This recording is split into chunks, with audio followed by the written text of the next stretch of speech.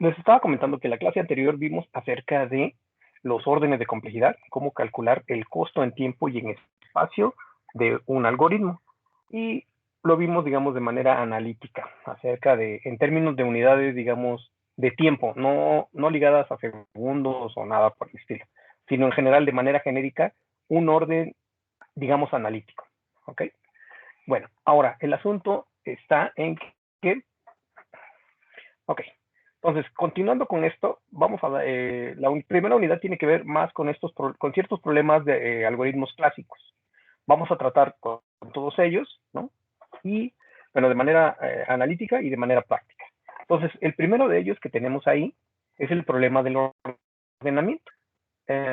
Vimos un ejemplo, incluso de manera así muy rápida, la clase anterior con el ordenamiento por burbujas, donde lo que hacíamos era básicamente buscar que los elementos, digamos, más ligeros se fueran pasando hacia el inicio del arreglo, algo así como que flotaran, ¿no? Como una burbuja. Bueno, vamos a hablar en general del problema del ordenamiento y varias cosas, ¿no? La primera es, básicamente, tiene una entrada, un algoritmo siempre tiene una entrada y una salida. Entonces, en este caso, la entrada de un algoritmo sería una secuencia, o sea, un arreglo, pues, si lo quieren ver así, o una lista o lo que sea de n números, desde A1 hasta AN. Y la salida sería una permutación, es decir, un reordenamiento de esta secuencia de números, de números enteros. Bueno, o podrían ser números de punto flotante, pero al final de cuentas son ciertos números y que en general podemos suponer que no están ordenados. Pero bueno, el asunto es que vamos a hacer un reordenamiento o una permutación, es decir, los vamos a reacomodar en la salida con este orden, donde de alguna manera nosotros, digamos, tenemos una A1, 2, etcétera, AN', los vamos a reacomodar a esta secuencia de entrada, de tal forma que siempre va a cumplirse esto. Según un cierto criterio que yo ponga, el A1 va a estar en cierto orden, A1 va a ir antes que A2, etcétera. Podremos pensar que si son números enteros, pues bueno, A1 va antes de A2, A1' va antes de A2', etcétera, y así, y digamos que el más grande, de acuerdo al criterio que yo ponga, lo más común es que diga, bueno, son números enteros y van ordenados de manera ascendente, pero podría yo decirlo completamente al revés. Bueno, yo quiero que ordenarlos de manera inversa. Primero el más grande y después al último el más pequeñito. Entonces, en ese caso, digamos, aquí tendría que ser el más grande. Bueno, y particularmente en ese caso diría que es más grande que este, bueno, mayor o igual que este, que el segundo, el mayor o igual que el tercero, etcétera. Y el más pequeñito iría hasta el final. ¿Sale?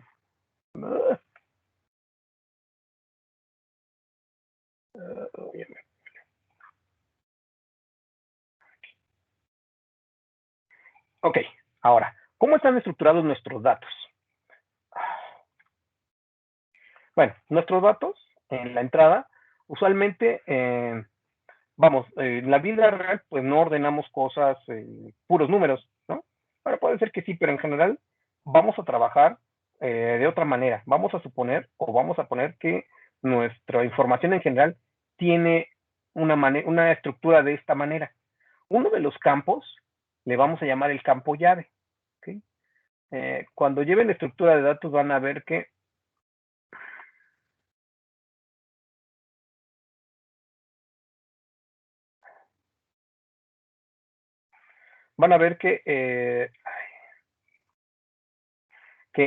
digamos, este campo, le llamamos campo llave, es muy importante justamente para poder ordenarlos. Y aquí, en general, vamos a tener otros campos, otros datos. Puede ser que, por ejemplo, uno de ellos sea el nombre, otro de ellos sea la dirección, la estatura, no sé, la generación, el número de boleta, lo que ustedes quieran. Y bueno, pero nosotros vamos a indicar que uno de estos campos va a ser el que vamos a tomar nosotros para poder trabajar. Y le vamos a llamar un campo llave. Bueno, y algo bien importante, que a lo mejor es evidente, pero no hay que dejar de indicarlo, ¿no? No hay que dejarlo pasar. Y es bien importante señalar que obviamente cuando es decir, cada una de estas cosas le vamos a llamar un registro, donde digamos, tiene un campo que le voy a llamar un campo llave, y hay otros datos, como les decía. Y bueno, es obvio que es bien importante que cuando nosotros reacomodemos cada uno de estos registros, pues reacomodemos todos, ¿no? No solamente la llave. Entonces, los datos asociados con estas llaves, claves, deben ser reacomodados junto con ellas, ¿no? En ese caso, bueno, decimos que en general, pues se consume tiempo, porque tenemos que acarrear, digamos, como que con toda la información, ¿no?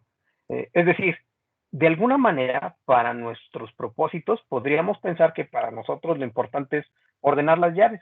Sin embargo, bueno, no tiene sentido que las ordenemos y que los otros queden ahí volando, ¿no? Entonces, obviamente, hay que cargar con todos ellos, aun cuando desde nuestro punto de vista algorítmico, solo nos interesa ordenar un conjunto de cosas, ¿ok? Pero bueno, les digo, no tiene sentido como que reordenáramos una parte y desligarla de la otra parte, ¿no? De los otros datos. Bueno, entonces en ese caso decimos, bueno, para nuestros propósitos, estamos consumiendo tiempo en esta parte de estar leyendo estos otros datos. Ahora bien, podemos argumentar que en general, para poder analizarlo, nuestro problema en general, estos otros datos no son relevantes. ¿Ok? En un curso de bases de datos, bueno, pues obviamente esto es la parte que es relevante. Para nosotros, lo relevante son cómo ordenar esta secuencia de números. Pero les digo, lo importante es considerar que se consume tiempo.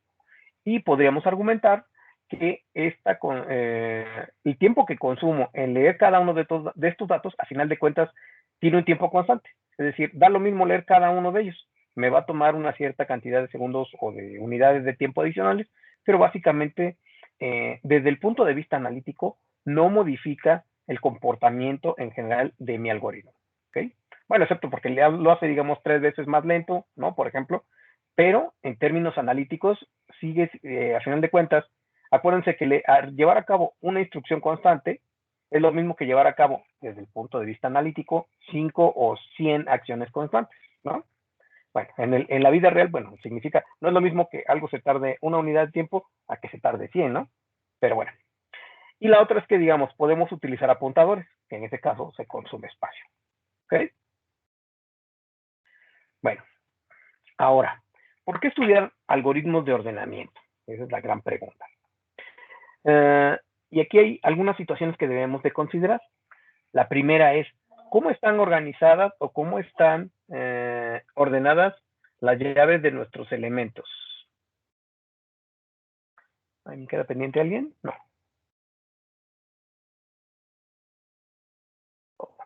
Ok. Entonces, ¿cómo es que están organizadas nuestras llaves? Es decir, de entrada, ¿cómo están nuestros datos? ¿Qué tan ordenados o desordenados están? Y digamos, eso es un punto de vista bien importante respecto a la implementación en la vida real. Por ejemplo, podría ser que nuestro algoritmo, les digo, podemos encontrar uno que sea muy bueno, pero sin embargo que a lo mejor consume mucha memoria, ¿ok? O no sé, alguna situación por el estilo, digamos. Sin embargo, podríamos considerar que tal vez en la vida real, en el día a día, nuestros arreglos estén casi ordenados. Por ejemplo, podríamos pensar en una situación como que, digamos, vamos ordenando los datos y digamos que en algún caso diariamente agregamos algún otro registro, pero pues están como que hasta el final. De ahí en fuera todos los demás datos están como que ordenados. Entonces a lo mejor podría ser una base de datos de 1 millón de datos y cada día le agrego tres más, por ejemplo. Entonces podríamos pensar que de entrada ese millón de datos está ordenado y los otros tres les falta por ordenarse, vamos a suponerlo. Entonces, en ese caso, digamos que no son tan al azar, están casi ordenados nuestros datos. Si sabemos eso, podríamos elegir a lo mejor uno de estos algoritmos que yo tengo, que digamos no son muy buenos en cuanto a su eficiencia, en cuanto a que su orden de complejidad es bastante caro, pero sin embargo, considerando esto, puede ser que sea un orden que me convenga. Ahora, la siguiente parte es, ¿cómo son cada una de estas llaves o claves? ¿Son diferentes o, o digamos, se pueden repetir? Ahora, la siguiente es, bueno, ¿qué tan grande es el juego de llaves que yo voy a poder pedir? ¿No? Puede ser, les digo, y tiene que estar relacionado con el anterior. Si tengo 1 millón de datos, pero solamente tengo 10 posibles o 100,000 posibles claves, pues significa que en general se están repitiendo 10 veces cada una de ellas, ¿no? Ahora, ¿Qué tan importante, es decir, mi aplicación, qué tan importante es que tenga un rendimiento garantizado? ¿Cuándo voy a llevar yo a cabo el ordenamiento? ¿Me lo van a pedir así en el momento? Ordénalo lo más rápido posible. O a lo mejor es un algoritmo que, bueno, dependiendo de la cantidad de datos, y es un algoritmo que se lleva a cabo, por ejemplo, en la noche en una actualización, pues a lo mejor no se toma tanto tiempo. Bueno, puede ser que se tome, digamos, en términos reales, en lugar de 2 segundos, pues se toma a lo mejor 10 minutos, pero bueno, les digo, es una implementación muy eficiente, que no consume memoria, etcétera. ¿Ok? Entonces, hay que considerar todos estos tipos, todas estas situaciones cuando nosotros en la vida real implementemos un algoritmo. ¿Ok? Entonces les digo, varios algoritmos se adaptan mucho mejor a algunas de estas situaciones, algunos mejor que otros. Bueno, vamos a definir algunas cosas. Decimos que un ordenamiento es interno cuando todos los datos que vamos a clasificar o a ordenar se almacenan en la memoria principal de la computadora. Hay un ordenamiento externo, o hablamos de un ordenamiento externo cuando algunos de estos datos se pueden almacenar en algún dispositivo externo que en general es más lento.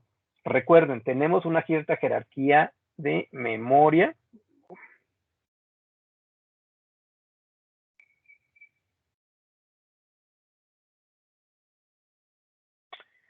la cual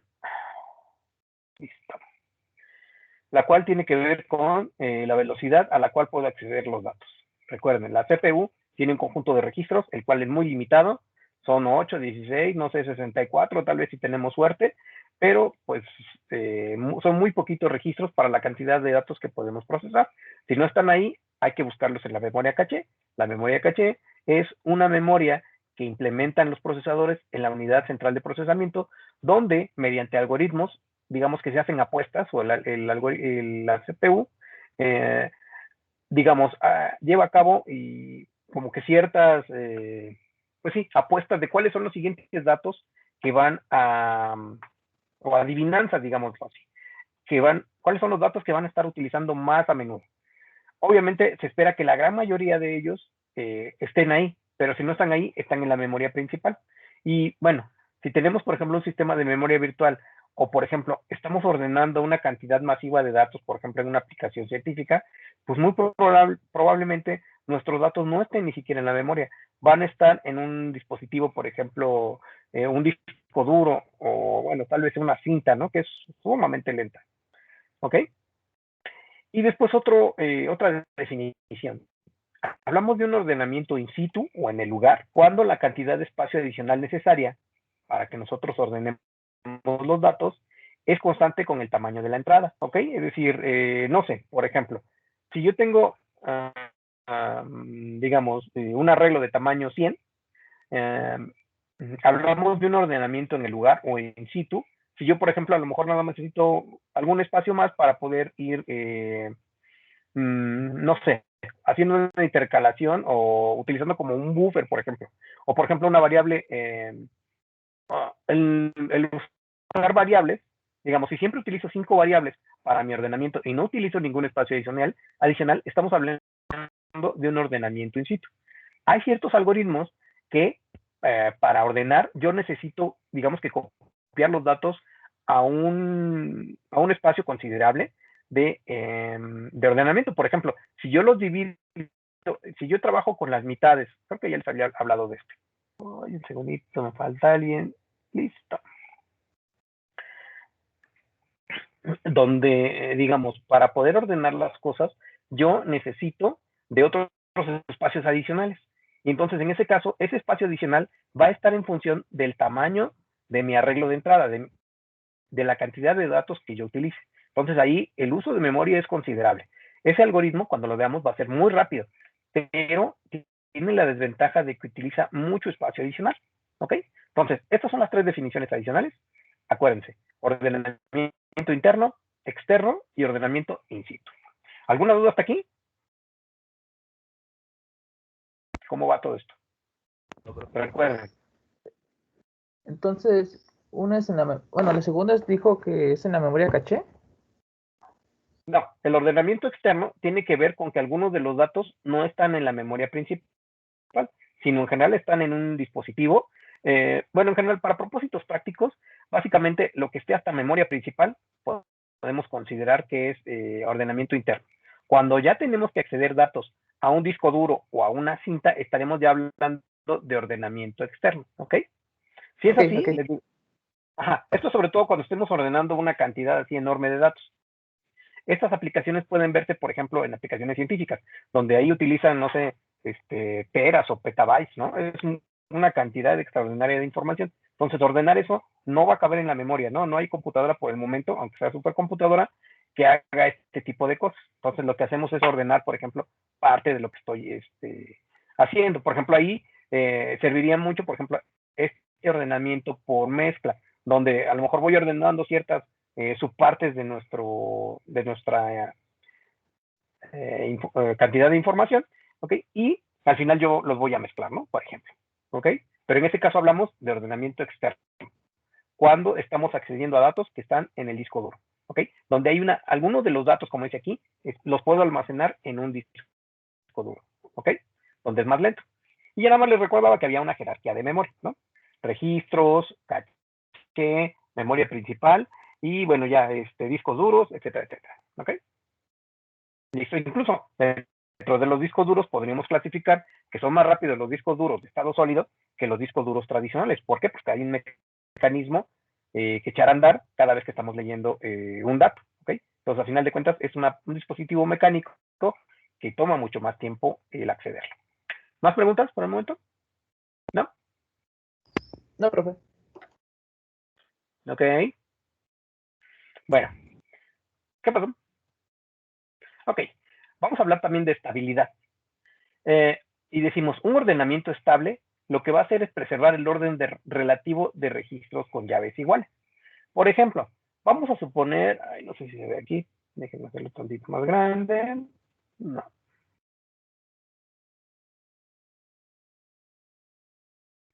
Ok. Miren, por ejemplo, vamos a suponer que tengo esta base de datos donde el registro llave, donde lo primero que digo es mi registro llave va a ser el nombre. Y tiene aquí otros datos, ¿no?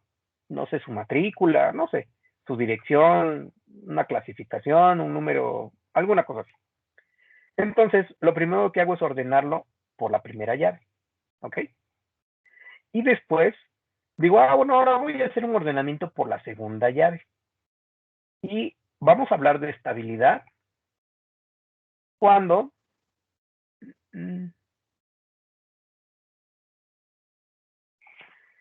por ejemplo, este algoritmo no es estable en el sentido de que, por ejemplo, si yo después, una vez que tengo esto, ahora aplico un ordenamiento por la segunda llave, si resulta que mis datos no están, por ejemplo aquí, están ordenados por la segunda llave, que es un, no sé, un número clasificador, póngale de alguna manera, ¿no? Clase 1, clase 2, clase 3. Pero sin embargo, por ejemplo aquí, los de clase 3, bueno, en general, estos eh, no preservaron el orden al volverlos a ordenar, resulta que mi algoritmo no se comportó de manera estable en el sentido de que estos no están ordenados por esta clave, pero sin embargo el primer criterio por el cual yo los había ordenado no prevalece aquí. Si se fijan aquí los había ordenado alfabéticamente.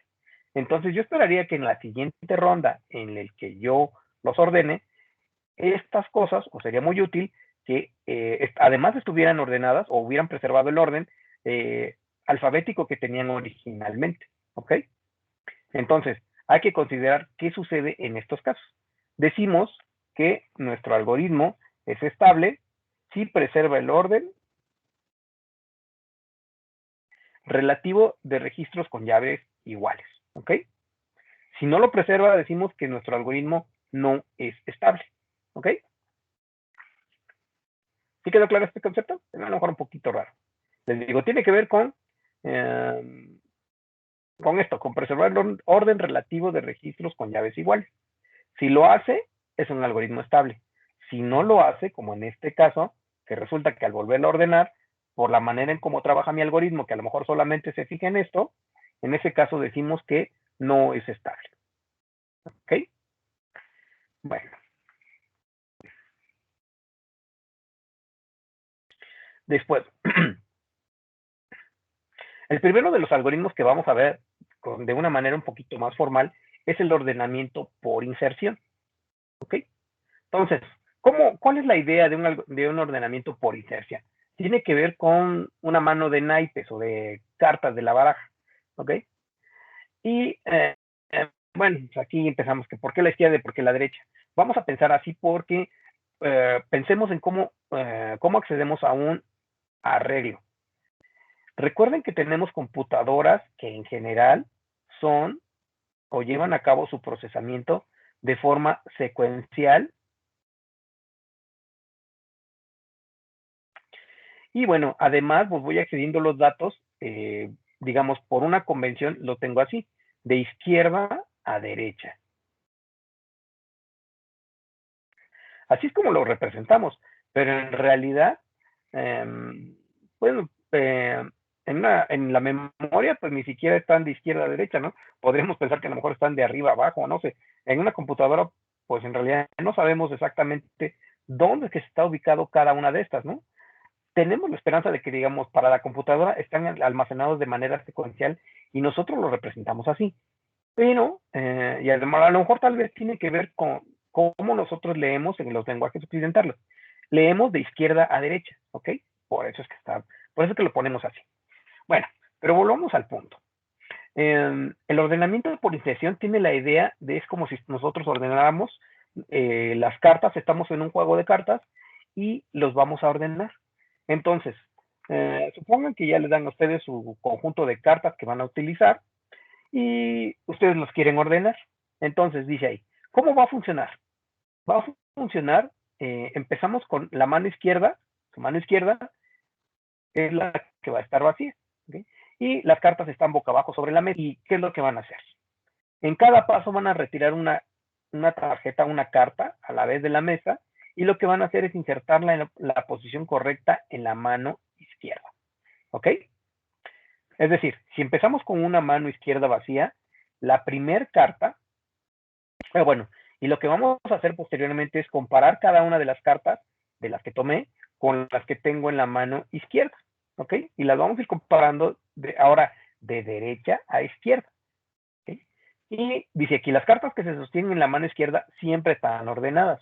Estas cartas eran originalmente las cartas superiores de la pila sobre la mesa. Podríamos pensarlo así, ¿ok? O sea, voy tomándolas, supongo que están ahí apiladas, pero bueno, nada me dice que están, digamos, una a la izquierda, no sé. ¿Okay? Lo importante es esto. Lo importante es que la mano izquierda está vacía. ¿Ok? Y después cada vez voy insertando cada una de las cartas en orden. O sea, voy a fijarme, ¿dónde le corresponde? Bueno, la coloco donde le corresponda. Vamos a verlo de una manera un poquito más gráfica. Fíjense, aquí tengo este caso en general. Ya tengo estas cartas en la mano izquierda y en la mano derecha estoy por insertar la carta que tiene un valor 12, ¿ok? Para tener una referencia aquí numérica. Entonces, para poder insertar este 12 aquí, y si estoy pensando, imaginen, y lo pensamos así, porque a final de cuentas vamos a trabajar con arreglos.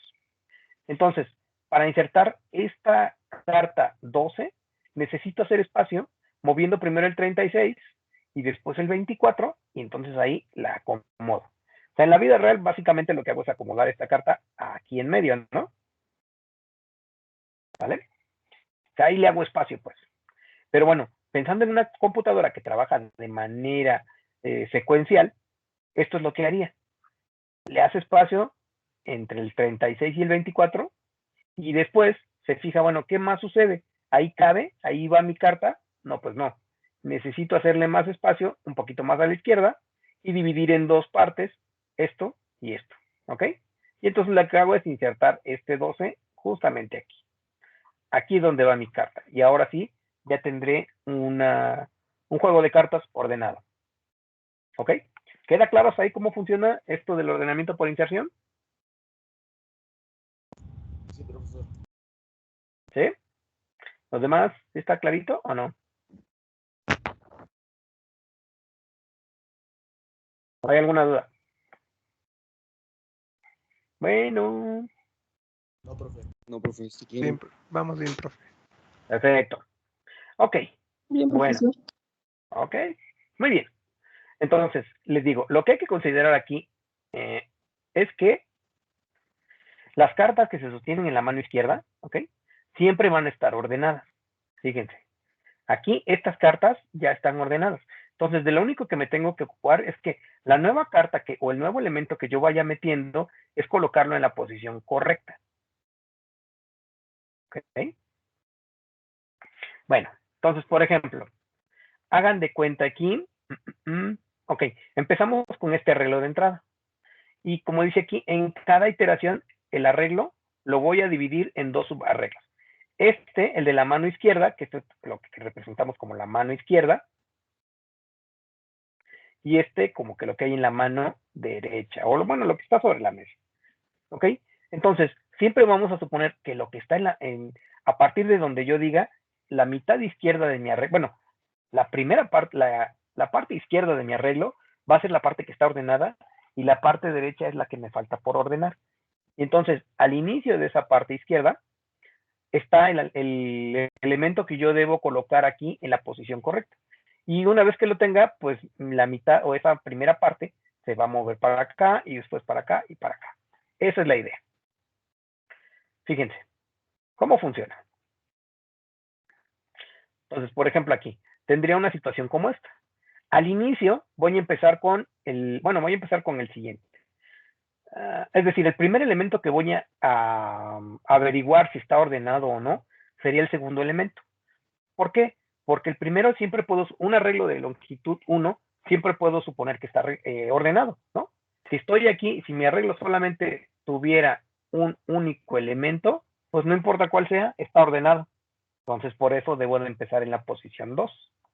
Entonces, este 2, ¿qué es lo que tengo que hacer para que esté ordenado un arreglo de tamaño 2 que tiene estos dos elementos?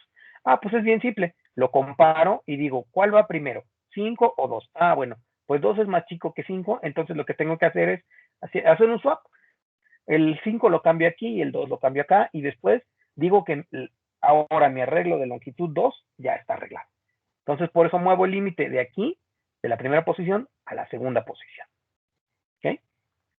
Después, ahora continúo con el siguiente, con este 4. Y me pregunto, este 4, ¿qué es lo que tengo que hacer para averiguar o para ordenar un arreglo de longitud 3 que está formado por esta primera parte de un arreglo de longitud 2 que ya está ordenado y le quiero agregar este? Bueno, comparo este con el primero que me encuentro acá, con el que está a la izquierda, ¿ok? A la izquierda de él. Y me pregunto, ¿cómo es 4 con respecto a 5? 4 con respecto a 5 es menor. Entonces lo que tenemos que hacer es intercambiar el 4 con el 5 y mover mi límite de este marcador de qué parte del arreglo ya está ordenada, una posición a la derecha. Y después el siguiente elemento, o sea, me quedaría así, 2, 4, 5. Después el siguiente elemento es un 6. ¿Qué sucede aquí? Este 6, ¿cómo se compara con 5? Pues es mayor. Entonces ya no tengo que recorrerlo a ninguna parte. Ya está ordenado. Entonces, lo único que tengo que hacer, bueno, este se queda aquí, lo representamos así, y simplemente movemos el límite una posición a la derecha. ¿Ok? Después, ahora, sigo con el siguiente elemento. ¿Cómo es el 1 en relación con todos los demás?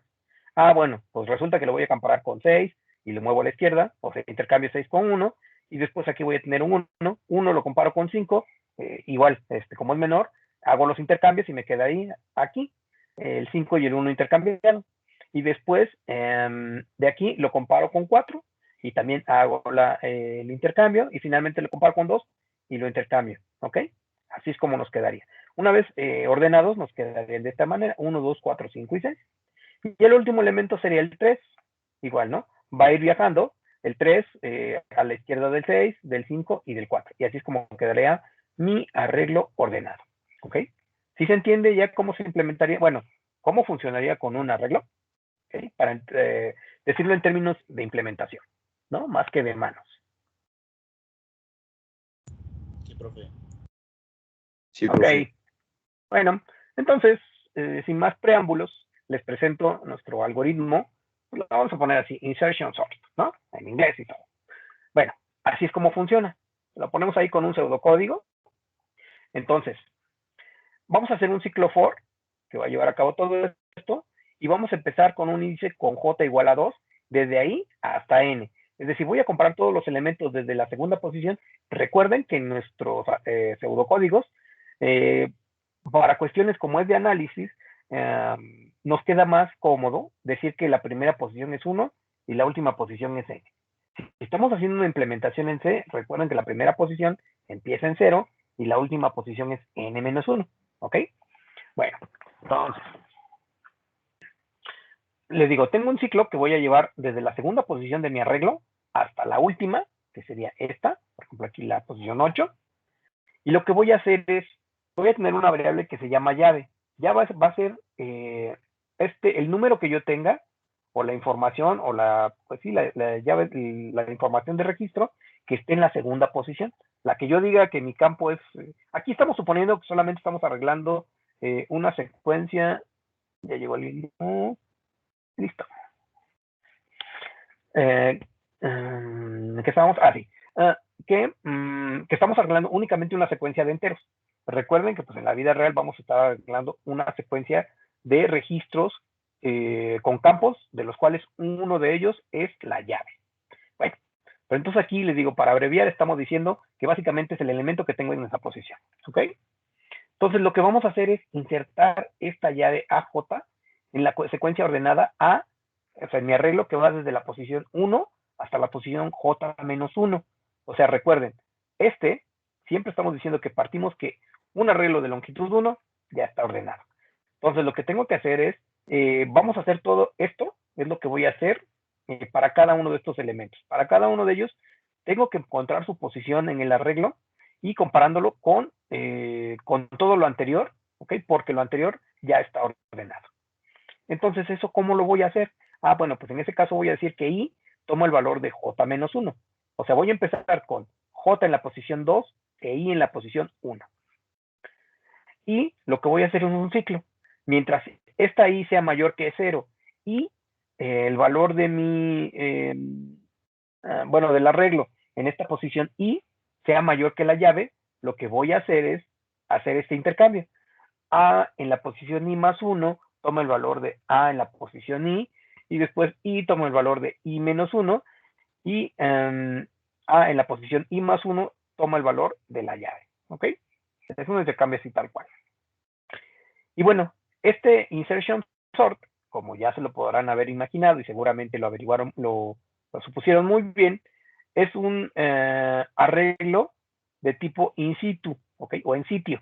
Lo que significa es que la cantidad de espacio, no necesito otro arreglito, no necesito declarar otro arreglo, donde ahí voy a poner todos los elementos, ¿no? O sea, simplemente necesité, no sé, una, dos o tres variables adicionales para poder hacer este movimiento entre cada uno de ellos. ¿Sí queda claro cómo funciona este insertion sort ya en pseudocódigo?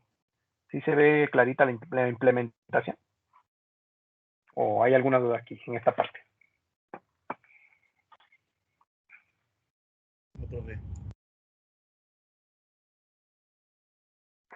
Ok. Sí. Bueno, entonces vamos a ver algunas cosas acerca del análisis con este algoritmo insertion sort o algoritmo por inserción. Vamos a hablar de la invariante de ciclo para insertion sort. ¿Han escuchado alguna vez este término de invariante de ciclo?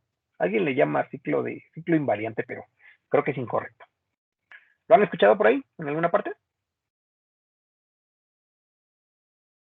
Sí, ¿no? ¿Quién sabe? Tal vez. A veces. No, profe. No, bueno, mire. ¿Qué te Perdón. Bueno, les explico qué cosa es esto de un invariante de ciclo.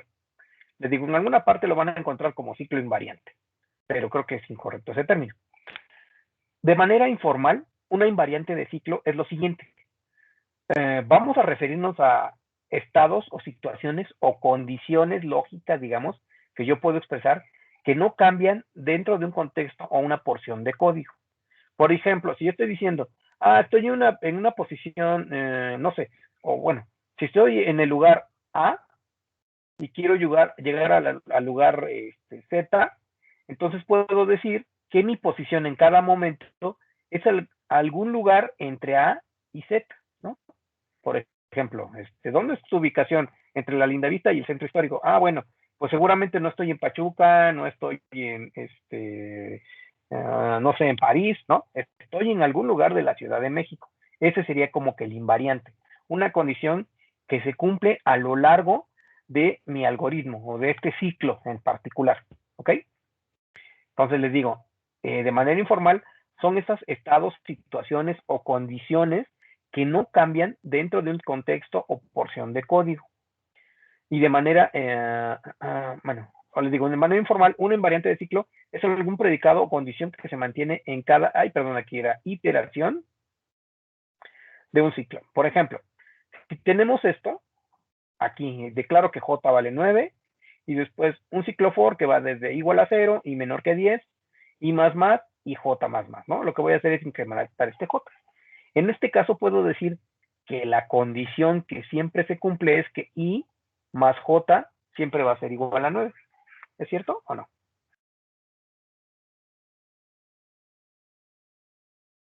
Fíjense, empezamos con J con un valor de 9 e I con un valor de 0. Y esto lo voy a hacer mientras I sea menor o igual que 10. Bueno, entonces al principio J vale 9, y perdón, sí, J vale 9 e I vale 0. Entonces, I más J vale 9. En la siguiente situación, yo voy a decrementar J y voy a incrementar I. Entonces, lo que significa es que en la primera iteración, vamos a ponerlo así en forma tabular, I y J. Ay.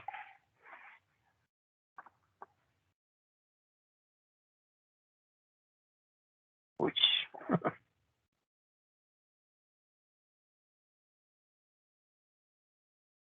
En la primera iteración, I vale 0 y J vale 9. En la siguiente, I va a incrementarse en 1 y J se decrementa en 1. ¿Ok? Para este ciclo en particular.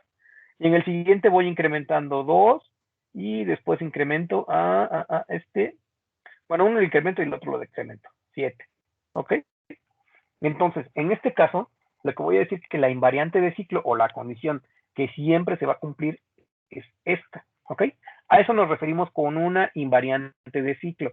Una condición la cual yo puedo decir que siempre es cierta a lo largo de la ejecución de mi ciclo en particular. Bueno, entonces, ¿cuál será la invariante de ciclo para insertion sort? ¿Cuál se le imaginan? Aquí está la respuesta, pero imagínensela ustedes. ¿Qué es lo que dijimos? ¿Cómo dividimos nuestro arreglo? Lo dividimos siempre en dos, pues no son mitades, en dos partes.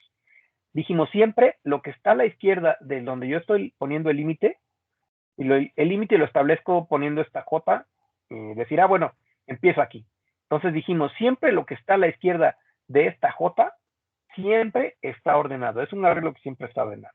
Y empezamos con un arreglo de una longitud de tamaño 1, un arreglo que solamente contiene un elemento. Entonces, al inicio del ciclo for, los elementos que están a la izquierda de J siempre están ordenados. ¿Ok? Y ahí está. Entonces, desde J igual a 2 hasta N, entonces lo que está a la izquierda, que son el arreglo en la posición 1, para efectos prácticos, siempre está ordenado. Y conforme yo vaya moviéndome, resulta que siempre lo que yo voy dejando, una vez que voy moviendo el límite, una vez que voy moviendo esta J, lo que está a la izquierda de J siempre está ordenado. Es decir, los elementos desde A en la posición 1 hasta A en la posición J, siempre, siempre, siempre están ordenados. Bueno, entonces, ¿para qué nos sirven esto de las invariantes de ciclo? Bueno, las invariantes de ciclo nos van a funcionar o los vamos a utilizar como se utiliza la inducción. ¿Se acuerdan cómo funciona la inducción? De su curso de matemáticas discretas. Necesito poner un caso base donde digo, bueno, al inicio del ciclo esto se cumple. Después hay el paso inductivo, es en cada paso, una vez en matemáticas discretas, una demostración por inducción, decimos un caso base A se cumple, por ejemplo, para 0 o para 1, tal condición. Y después resulta que lo que tengo que demostrar es que supongo que se cumple para un caso N en general, y después que se sigue cumpliendo para un caso N más 1. ¿Ok? Entonces, si yo mantengo un N así, digamos, genérico, el N más 1 se tiene que seguir cumpliendo. Entonces, eso correspondería al paso inductivo, al caso de mantenimiento. O sea, a las iteraciones posteriores, cada una de las iteraciones de mi ciclo. Entonces, si es verdadera esta condición antes de una iteración del ciclo, que era algo así como esto, y después las que sigan, va a permanecer verdadera esta condición, esta invariante de ciclo, antes de la siguiente iteración. ¿Ok? Entonces, antes de que ocurra, y va a ser antes de que ocurra la siguiente. Y después la terminación.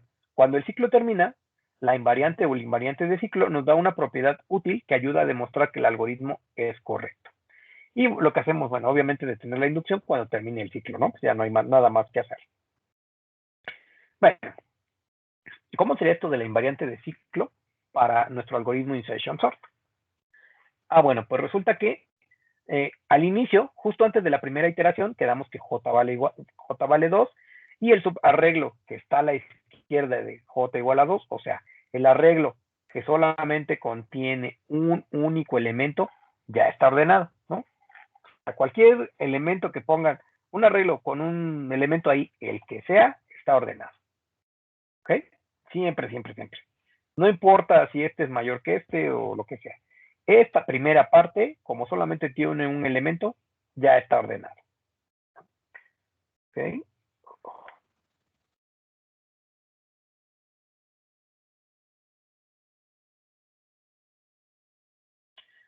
Bueno. Listo. Ahora, ¿cómo es el paso inductivo? El mantenimiento. ¿Cómo tenemos que expresar la condición de que se cumple? Bueno, en el ciclo interno, ¿recuerdan ustedes? Nuestro algoritmo tenía un ciclo for y después un ciclo interno, un ciclo while.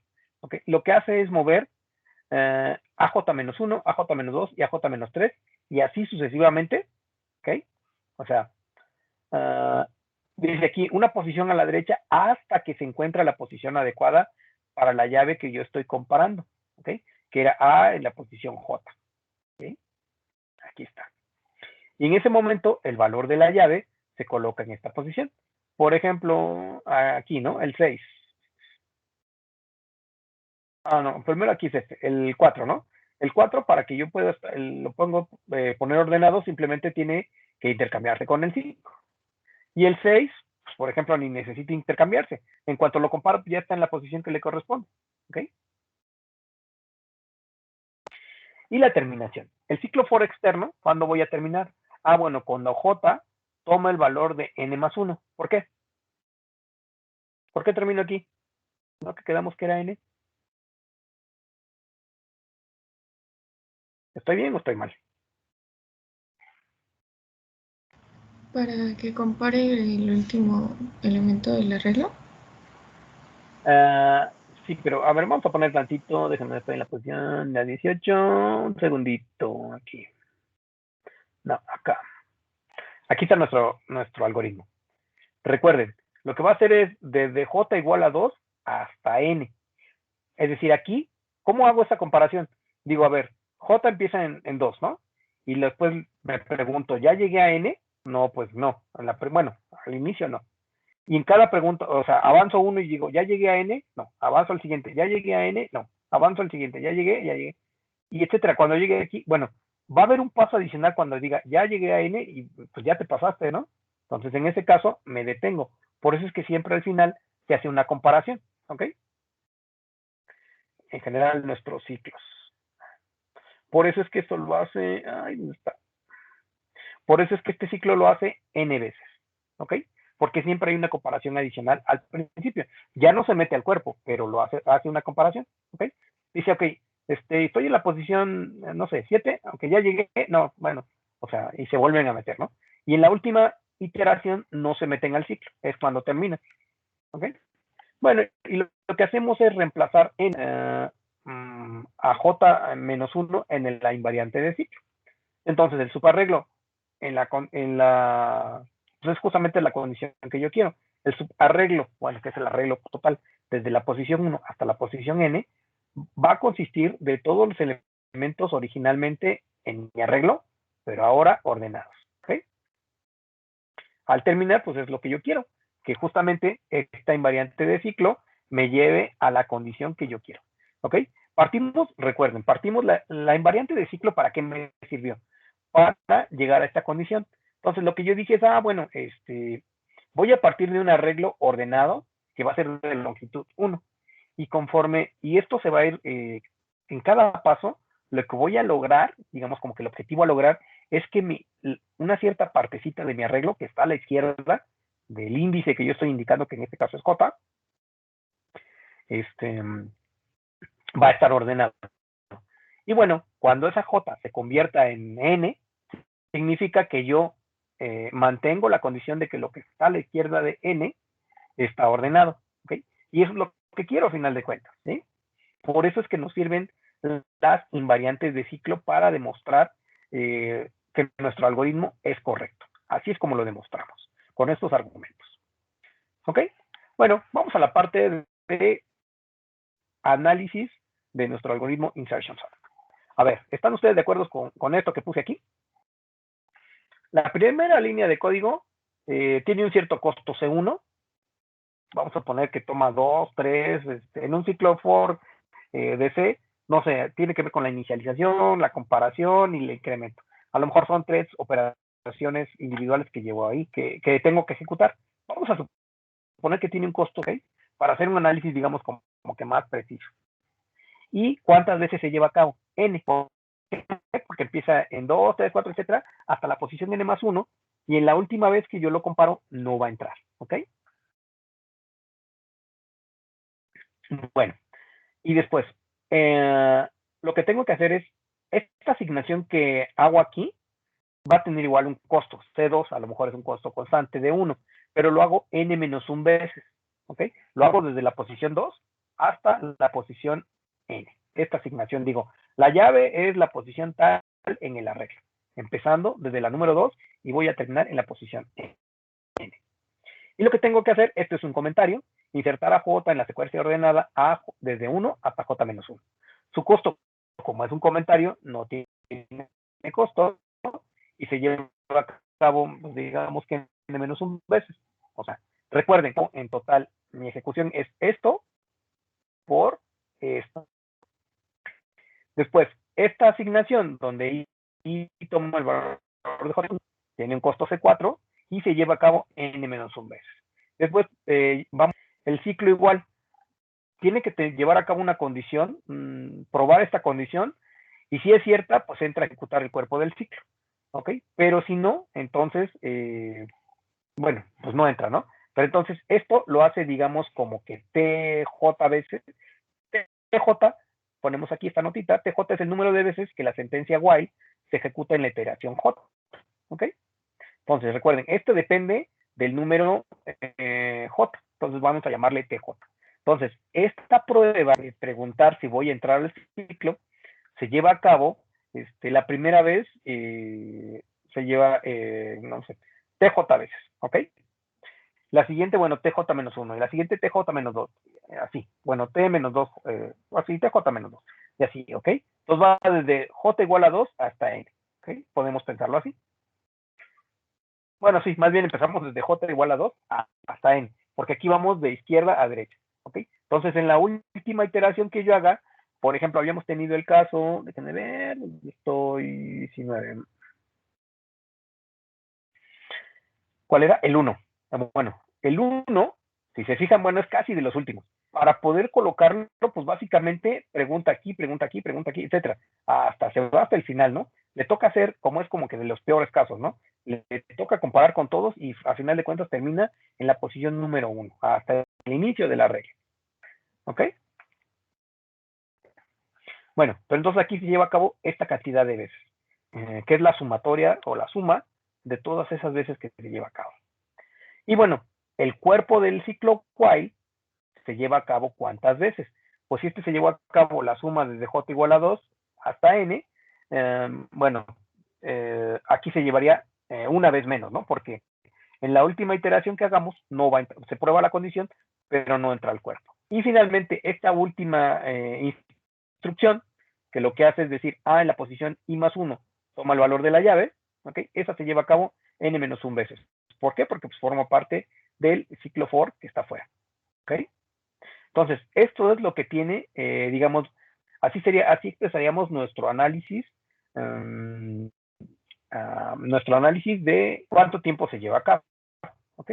Y entonces, puesto como en una ecuación, sería el tiempo de ejecución de mi algoritmo para una entrada de longitud n, para un arreglo de tamaño n, sería C1 por n, que corresponde a esta instrucción, más C2 por n-1, más, aquí, bueno, pues le pusimos, digamos, como que este 0 es C3, pero no cuenta porque es un comentario, más C4 por n-1, más C5 por esta suma, así, etcétera, ¿ok?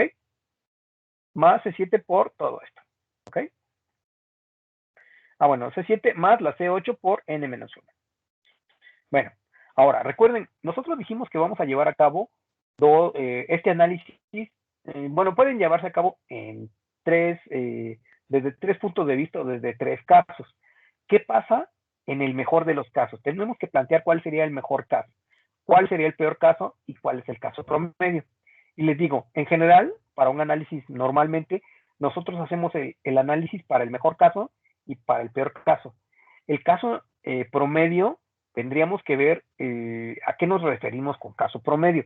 Es decir, al caso promedio en que a lo mejor podría ser en general, al caso promedio que nos vamos a encontrar en la vida real. Pues a lo mejor el caso promedio siempre va a ser el peor caso, ¿no? O qué significa el peor caso, por eso les digo, es a lo mejor un poco ambiguo, y en última instancia, de pronto, no es tan fácil averiguar cuánto sería, ¿no? Como que cuándo sería sí o cuándo sería no. Entonces, a ver, ayúdenme. ¿Cuál sería el mejor caso o cuándo se va a tardar menos este insertion sort en un arreglo? ¿Cómo deberían de estar ubicados pues sí, o colocados cada uno de los elementos del arreglo para hablar del mejor caso en insertion sort? ¿Cuál se imaginan que sería? ¿Para qué caso se tardaría menos? Que estuvieran todos ordenados, que nada más checara que efectivamente están ordenados. Así es, efectivamente. El mejor caso sería, bueno, recuerden, si ya está ordenado, entonces básicamente va a comparar una vez, va a hacer esta comparación, ¿ok? Básicamente va a llevar a cabo esto, y en la comparación va a decir, bueno, el elemento que estoy tratando de ubicar, la llave, es mayor que el elemento que tiene a la izquierda. Como esto nunca va a ocurrir, jamás se va a llevar a cabo este ciclo, ¿ok? Ahora, ¿cómo sería el peor de los casos?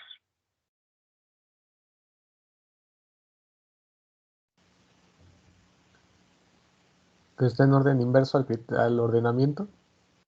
Sí, ¿no? Porque en ese caso, ¿no? Significa que van a viajar todos los elementos. Si yo no quiero que estén 1, 2, 3, 4, 5 y los tengo como 5, 4, 3, 2, 1, pues siempre, bueno, el 1 siempre va a ser menor que 2, tengo que intercambiarlo. Voy a entrar aquí una vez y después ese 1 va a ser menor que, ¿quién sigue aquí? El 3, ¿no? Y lo voy a intercambiar y así. Entonces va a viajar cada uno de los elementos desde su posición hasta prácticamente, bueno, el que esté de extremo a extremo, ¿no? El que esté en el extremo derecho va a viajar completamente al extremo izquierdo. Entonces el segundo, el que esté en la penúltima posición, lo vamos a hacer viajar hasta la segunda posición y así, ¿ok? Bueno, entonces, ¿cómo se vería ya en términos de los resultados estos dos casos? Entonces, en el mejor caso, el arreglo, en efecto, ya está ordenado, y esto es lo único que voy a ejecutar del ciclo while, ¿ok?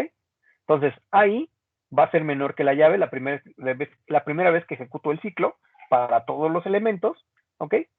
¿Por qué? Pues porque ya está así, ¿no? Entonces, ¿cómo quedaría nuestro análisis, bueno, la complejidad?